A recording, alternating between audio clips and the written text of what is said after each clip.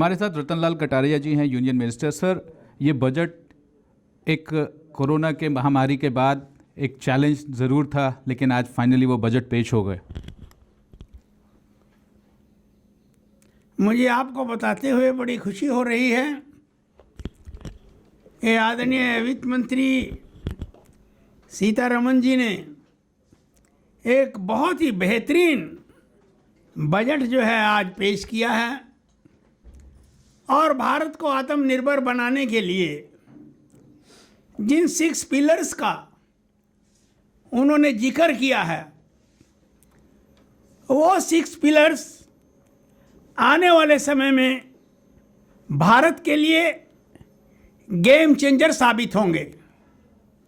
सबसे पहले स्वास्थ्य की ओर 2,87,000 करोड़ रुपए का जो प्रावधान किया गया है, वो इस बात का संकेत है कि आदरणीय प्रधानमंत्री नरेंद्र मोदी जी ने कोरोना महामारी को कितनी गंभीरता से लिया था और एक के बाद एक तब भी 4 मिनी बजट लाखों करोड़ रुपए के उस समय दिए थे, जिनसे भारत की अर्थव्यवस्था में ठहराव आया था और कोरोना के कारण जो जनता के ऊपर बोझ पड़ रहा था उसमें कुछ राहत मिली थी। और आज फिर जिस तरह से जल जीवन मिशन जो मेरे मंत्रालय से संबंधित है, उसको शहरों के अंदर लागू करने के लिए जो 2,87,000 करोड़ रुपए का प्रावधान किया गया है, इसी तरह से स्वच्छता के क्षेत्र के अंदर भी लाखों करोड़ रुपए का प्रावधान किया गया है।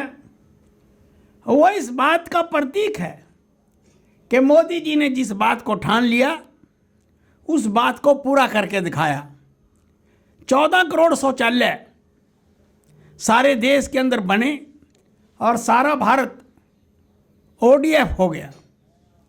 आज इसी मिशन को शहरों में शुरू करने का बीड़ा जो है वो उठाया गया है।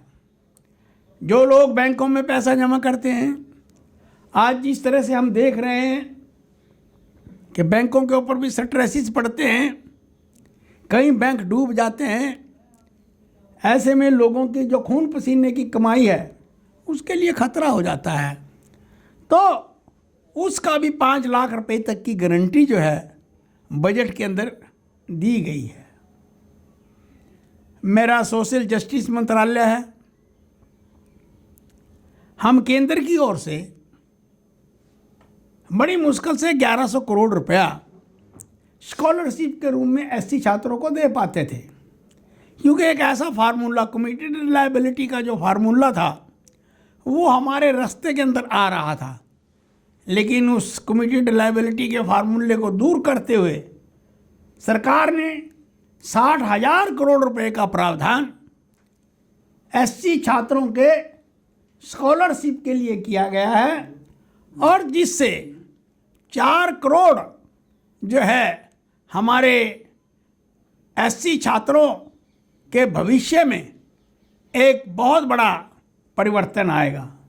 इस तरह से जो बेनिफिट स्टार्टअप एंड स्टैंडअप के थे उनको भी 1 साल के लिए एक्सटेंड किया गया है।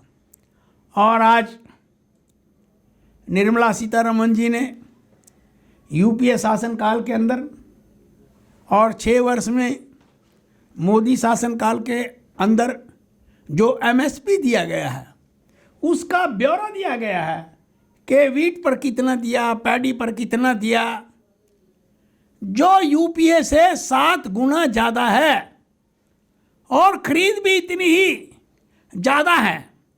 इस वर्ष भी 26% MSP पिछले साल से ज़्यादा दिया गया है। तो इसलिए मैं ये कहना चाहता हूँ कि कृषि क्षेत्र के अंदर जो आज भी कदम उठाए गए हैं सेस के माध्यम से पैसा इकट्ठा करके उस क्षेत्र के अंदर लगाने के लिए जो प्रावधान किए गए हैं वो हिंदुस्तान के किसानों के लिए एक बहुत महत्वपूर्ण भूमिका निभाएंगे। एमएसएमई क्षेत्र के अंदर भी बहुत सी रातें बजट के अंदर दी गई हैं, वो भी क्योंकि भारत का जो एमएसएमई है ये निर्यात के अंदर बहुत महत्वपूर्ण भूमिका निभाता है। 56% जो निर्यात होता है वो इस क्षेत्र से देश का होता है, इसलिए इस क्षेत्र को मजबूत बनाया जाना बहुत अति आवश्यक है। सर, ये मोटा मोटी देखें तो इंफ्रास्ट्रक्चर पे सरकार ने बहुत ज़्यादा इन्वेस्टमेंट किया है और एमएसएमई जैसा आपने कहा, और किसान में जो किसान के इनकम के लिए डबल द इनकम की बात सरकार कर रही है उस पे हो रहा है। लेकिन सर, आप जिस राज्य से आते हैं, हरियाणा राज्य से आते हैं, लेकिन वहाँ पे किसानों का जो आंदोलन है वो थम नहीं रहा। यहाँ तक की भी कयास लगाए जा रहे हैं कि हरियाणा में सरकार भी गिर सकती है। आपका क्या आकलन है, क्योंकि पॉलिटिकल सवाल है बट इसकी अहमियत भी है और इससे बहुत सारे रेमिफिकेशंस भी हैं। और प्रधानमंत्री जी ने तो कहा कल परसों कि वो he is just a phone call away. देखिए, ये बात सही है कि आज किसान संघर्षरत है और हमने भी अपने जीवन के राजनीतिक जीवन के 50 सालों में से लगभग 30 साल तो विपक्ष में रहते हुए इन किसानों के साथ ही लगाए हैं, जेलों में गए हैं, अपने एमएलए के पदों से इस्तीफे दिए हैं। किसान हमारा अन्नदाता है, हम उसको भगवान मानते हैं। भारत को आत्मनिर्भर बनाने वाला खाद्यान्न के मामले में, लेकिन इन बिलों को लेकर मेरा ये दृढ़ निश्चित मत है कि ये तीनों बिल जो हैं वो किसानों के लिए गेम चेंजर साबित होंगे, उनकी इनकम को दुगना करने के अंदर मदद करेंगे। और जो कांग्रेस पार्टी आज हो हल्ला इन बिलों को लेकर मचा रही है, वास्तव में ये बिल उस कांग्रेस के ही फ्रेम किए हुए हैं, हमने तो केवल इम्प्लीमेंट किया है। इसे आप हमारी गलती कह सकते हैं, इसे आप हमारा साहसिक कदम कह सकते हैं, कुछ भी आप उसको कह सकते हैं। और हम तो आज भी हाथ जोड़ के प्रार्थना कर रहे हैं किसान संगठनों से कि आप ज़रा गहराई से इन बिलों के जो है अध्ययन करने के बाद फिर कोई कदम उठाएं और बातचीत के माध्यम से इस सारी समस्याओं का हल होगा। सर, ये बात सच है कि सरकार ने बहुत सारे कई गुना 5 गुना 6 गुना जैसा आपने बताया कि किसान के प्रोक्योरमेंट में पैसे लगाए हैं। सरकार किसानों के बहुत पॉजिटिव अप्रोच है। क्या कम्युनिकेशन में ये कहीं प्रॉब्लम आई कि आपने कम्युनिकेट नहीं कर पाए पिछले 6 महीने से हिंदुस्तान के किसानों को, या यूं कहें हरियाणा और पंजाब के खासकर किसानों को, कि अपनी बात हम नहीं रख पाए या वहाँ के किसानों को हम जीत नहीं पाए? ऐसा है, कम्युनिकेट भी किया है, 11 दौर वार्ता के भी चल चुके हैं। उसके लिए मैं आपको एक बात कहना चाहूँगा कि ये जो राजनीतिक दल हैं विपक्षी, ये हार के इनका कचूमर निकल चुका है और इनको ये लगता है कि मोदी जी जब तक बैठे हैं तुम्हारा कोई भविष्य नहीं है। इसलिए इन्होंने किसानों की आड़ में उनके कंधे पर बंदूक रख के अपना काम करने की कोशिश की है। और ये जो चोर मचाए शोर वाली बात ये विपक्षी दल ज़्यादा कह रहे हैं। जिस दिन ये बिल लोकसभा में पास हो रहे थे, मैं भी लोकसभा में था, उस दिन तो सोनिया जी भी और राहुल जी भी अमेरिका चले गए। और जिस दिन ये बिल पास हुए अगले दिन राहुल गांधी जी पंजाब में ट्रैक्टर के ऊपर बैठे हुए नजर आए। तो इनका काम तो आग लगाकर भागने का है शोर मचाने का है, कोई मौके की तलाश करने का है। और एक कहावत आती है, कहते हैं भाई एक बार किसी व्यक्ति ने अपनी जनानी को पीटना था, अपनी श्रीमती को पीटना था, तो वो सारा दिन इस बात की तलाश में रहा कि मैं कैसे इसको पीटूं, लेकिन वो भी समझ गई कि आज इसकी नीयत खराब है, तो वो भी बचती रही। सारा दिन निकल गया। अंत में क्या हुआ कि उसने उसका जो चारपाई थी वो नीचे तारों के नीचे बिछा दी। तो उसने तो उठा के लठ अपनी पत्नी को कूटने लगा, कहने लगे तारों की चौंधक लग रही मेरी आंखों में, तुझे मेरा मंजा यहीं बिछाना पावा था। तो ये तो वो हाल है कि कांग्रेस पार्टी और इसके जो अंतरंग मित्र दल हैं, इन्होंने तो बात का बतक्कड़ बनाना ही बनाना है, चाहे मोदी जी कुछ भी कर ले। सर, एक आखिरी सवाल ये बताएं, जो अब कोरोना की वजह से जो कुछ काम नहीं हो रहे थे हर घर नल में, क्या आप अपने जो आपका टारगेट है हर घर नल और हर घर पानी पहुंचाना, वो आप अचीव कर पाएंगे? देखिए, ऐसा है, देश की 70 साल की आज़ादी में सारे देश में 3,25,00,000 नल से जल के कनेक्शन हुए। कितने में? 70 साल में। और हमने एक साल के अंदर ही 3,40,00,000 कनेक्शन हमारे मंत्रालय ने कर दिए हैं। इतनी तेजी से काम हो रहा है। कई राज्य बहुत तीव्र गति से अपने लक्ष्य प्राप्त करने की ओर जा रहे हैं। हमने 24 का टारगेट दिया है, लेकिन कुछ राज्य 22 में इस टारगेट को पूरा कर लेंगे। जनता का बहुत ज़बरदस्त जन समर्थन मिल रहा है और ये जल जीवन अभियान जो है ये लोगों को भा गया है।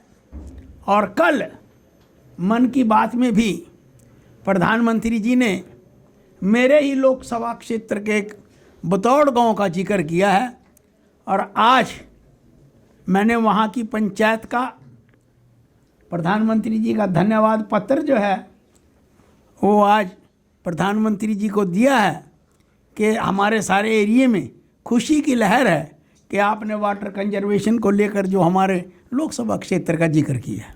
सर, एक आखिरी सवाल, ये आपके अपोजिशन ये कह रहे हैं कि ये बजट लिफाफा बजट है, आप उनको क्या कहेंगे? देखिए, ऐसा है,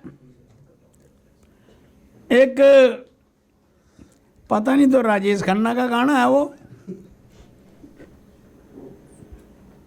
कि कुछ तो लोग कहेंगे, लोगों का काम है कहना।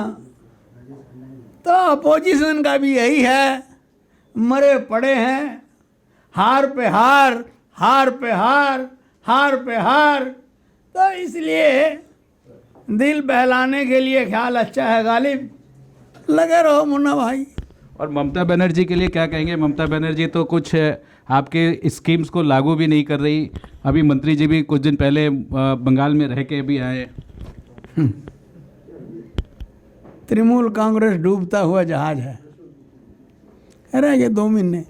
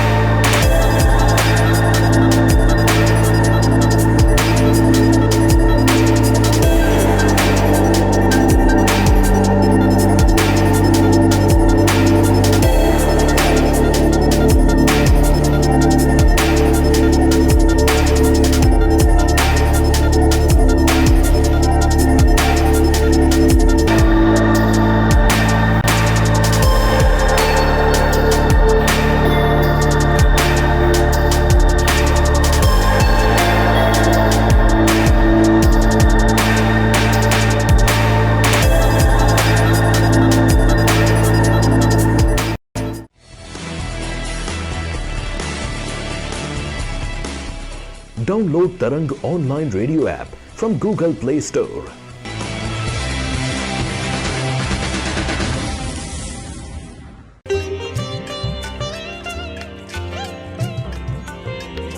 You are listening to Tarang Devotional Online Radio.